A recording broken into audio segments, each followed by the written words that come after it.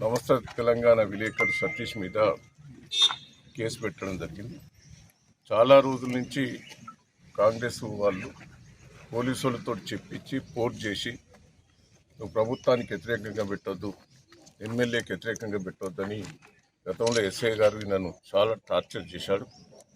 అయినా వాస్తవాలు నేను ప్రజల దగ్గర తీసుకుపోతా, తప్పులన్నీ కూడా ప్రజల ముందు పెడతా అని ఆయన గట్టిగా నిలబడి ప్రజల సమస్యలను పరిష్కారం చేయలేని ప్రభుత్వాన్ని ఎన్నో విమర్శలు చేస్తూ ప్రెస్ ద్వారా ప్రజలకు వినిపించాడు.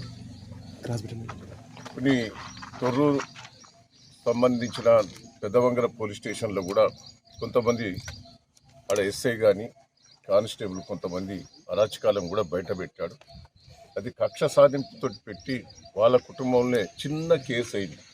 ఇద్దరు అన్నదమ్ములు మాట అనుకున్నారు. ఈయన కూడా పిటిషన్ పెడితే అది పట్టించుకోలేదు.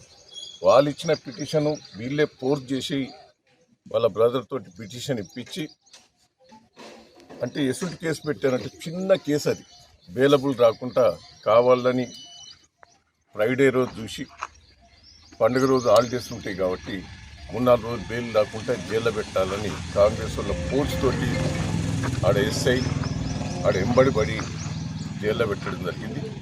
దీన్ని ప్రతీకారం తప్పకుండా చూసుకుంటాం. ధైర్యంగా ఉండాలని కుటుంబ సభ్యులకు చెప్పడానికి వచ్చాను. నేను ప్రెస్ మీడియా మిత్రులకు, జర్నలిస్టులందరూ కూడా రిక్వెస్ట్ చేస్తున్నాను, ప్రతి ఒక్కరు దీన్ని ఖండించాలి. ప్రతి ఒక్కరు ఒక జర్నలిస్ట్ మీద ఇంత అరాచకంగా కేసు పెట్టారు. ఒక్కటి కాదు, మొన్న 2-3 మీద పెట్టారు.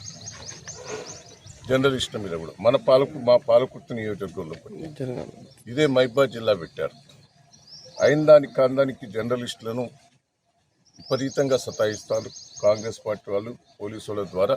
దయచేసి జర్నలిస్టులందరూ కూడా స్పందించాలి, ప్రజలు కూడా స్పందించాలి. ఆ కుటుంబానికి అందరం కూడా అండదండలు ఉండాలని కూడా ఈ సందర్భంగా తెలియజేస్తుంది.